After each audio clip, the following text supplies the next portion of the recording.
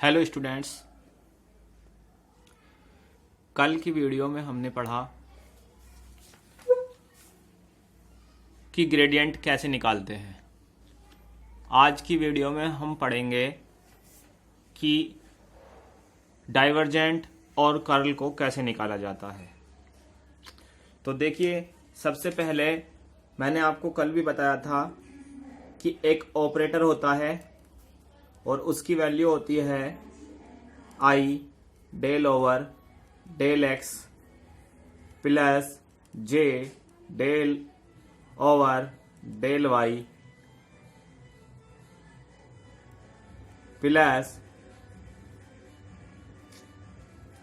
के del over del Z.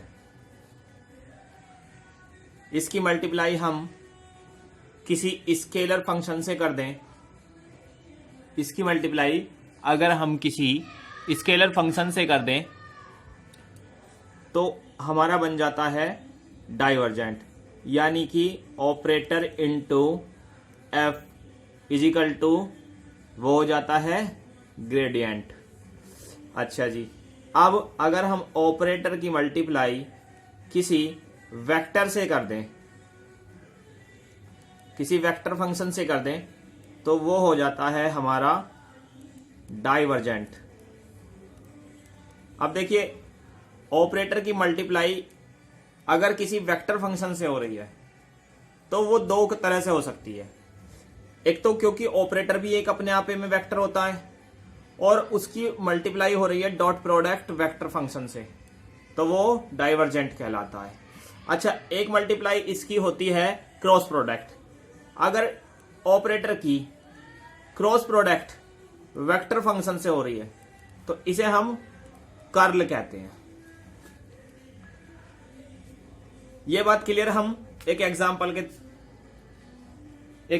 की help से हम ये बात आपको अभी क्लियर करते हैं। देखिए, इसके लिए एक क्वेश्चन ले लेते हैं। क्वेश्चन ये है कि एफ कोई फंक्शन है और वो फंक्शन है एक्स वाई और जेड का, equal to X Z cube I minus 2 X square Y Z J plus 2y Z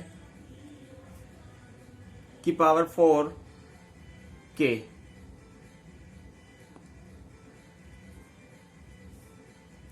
देखिएगा, ये हमारा वेक्टर फंक्शन है। Find divergent, find divergence,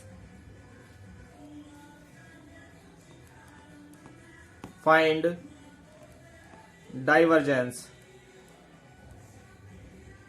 and curl, curl of function. ठीक है, ये बात तो आप समझ ही गए होंगे कि अगर ऑपरेटर की मल्टीप्लाई स्केलर से होती है तो बनता है ग्रेडियंट। अगर ऑपरेटर की मल्टीप्लाई वेक्टर फंक्शन से डॉट प्रोडक्ट हो तो डाइवर्जेंट, क्रॉस प्रोडक्ट हो तो कर्ल। एक बार और सुन लो, ऑपरेटर की मल्टीप्लाई स्केलर से हो तो ग्रेडियंट, ऑपरेटर की मल्टीप्लाई वेक्टर फंक्शन से डॉट प्रोडक्ट हो तो डाइवर्जेंट, ऑपरेटर की मल्टीप्लाई वेक्टर फंक्शन से क्रॉस प्रोडक्ट हो तो कर्ल। अब देखिए, सबसे पहले हम लिखे, इसका सॉल्यूशन में निकालना है हमें डाइवर्जेंट एफ, और इसे हम ऐसे भी लिख सकते हैं ऑपरेटर एफ।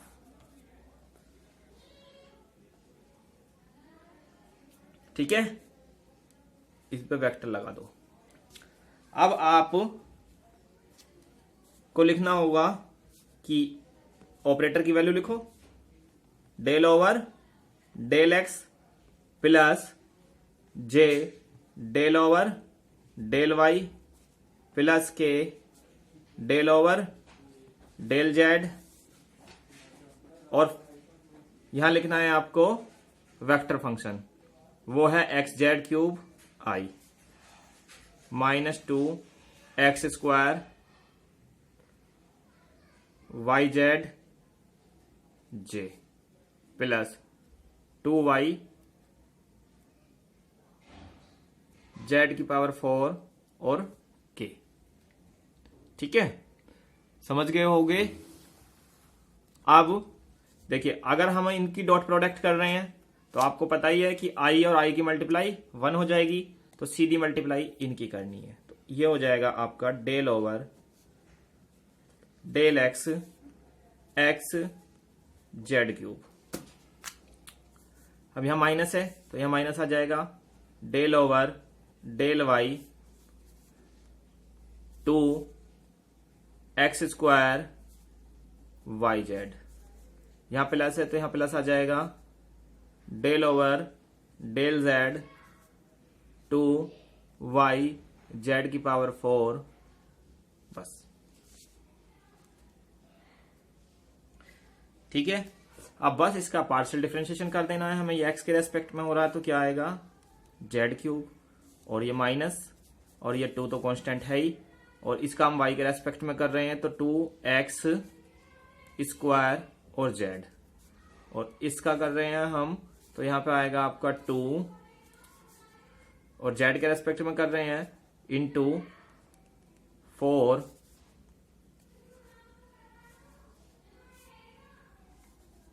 वाई जेड की cube. Finally Z cube minus 2x square Z plus 8 Y Z cube answer. और ये क्या हुआ आपका, ये हुआ डाइवर्जेंट। क्या, डाइवर्जेंट, जो हमसे पूछा गया था। अब देखिए कर्ल, कर्ल कैसे निकालते हैं। कर्ल के लिए आप लिखेंगे यहां पे कर्ल एफ, यानी कि ऑपरेटर इनटू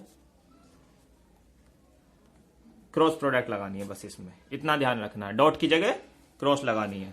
और जब हम क्रॉस प्रोडक्ट करते हैं किन्हीं दो वेक्टरों की तो आपको पता ही है कैसे करते हैं, आई जे के मैट्रिक्स फॉर्म में, और यहां पे फर्स्ट ऑपरेटर में I J K coefficients del over del X del over del Y del over del Z, और यहां पे सेकंड के कोफिशिएंट्स क्या हैं, एक्स जेड क्यूब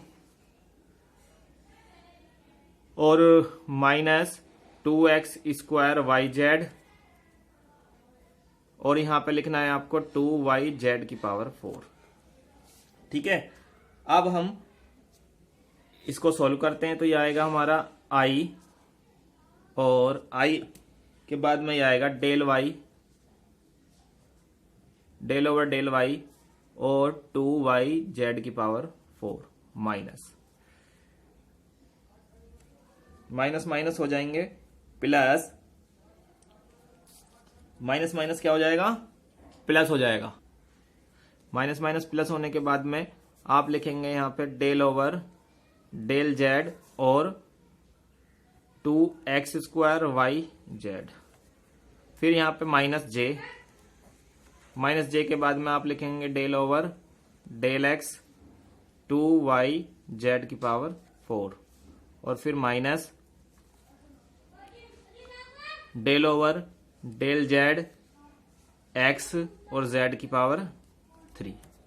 आपको फिर लिखना है यहाँ पे के, और के सामने आपको लिखना है डेल ओवर डेल एक्स, ये माइनस हो जाएगा, यहाँ पे माइनस आएगा, और ये है 2x स्क्वायर वाई जेड और minus del over del Y X Z की क्यूब।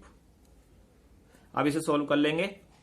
देखिए इसे सोल्व करेंगे तो क्या आएगा, यहाँ i और यहाँ क्या हो गया, इसके हम y के रेस्पेक्ट में करेंगे तो 2 जेड की पावर 4, इसका हम जेड के रेस्पेक्ट में डिफरेंशिएशन करेंगे तो क्या आएगा, प्लस 2 और x स्क्वायर वाई, क्योंकि जेड के रेस्पेक्ट में हो रहा है ना, माइनस जे, और इसका एक्स के रेस्पेक्ट में करोगे तो एक्स तो है ही नहीं यहाँ पे, देखो है क्या एक्स यहाँ पे नहीं है तो ये 0, और इसमें देखो जेड के रेस्पेक्ट में कर रहे हैं तो हमें मिलेगा माइनस के 3x जेड स्क्वायर। ठीक है, अब देखिएगा प्लस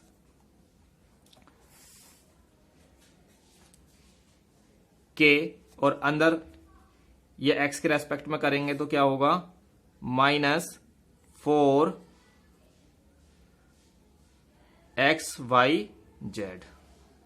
ठीक है, अब देखिएगा इसका हम y के रेस्पेक्ट में कर रहे हैं क्योंकि y है ही नहीं यहां पे तो ये 0 हो जाएगा।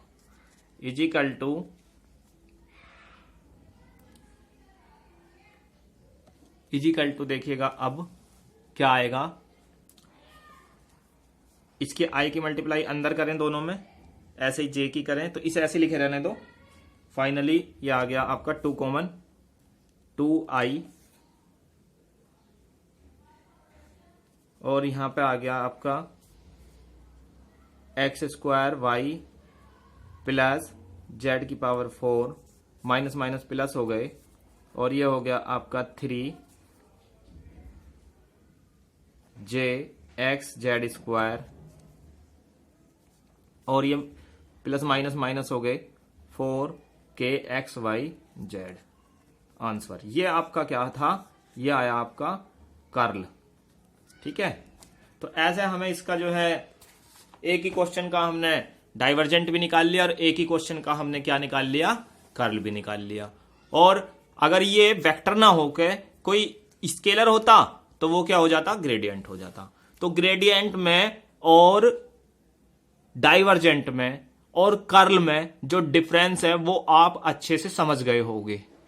तो मैं आशा करता हूं ये क्वेश्चन आपको अच्छे से समझ में आया होगा। अगर फिर भी कोई प्रॉब्लम रह गई है तो आप मुझसे पूछ सकते हैं। Thank you for watching my video.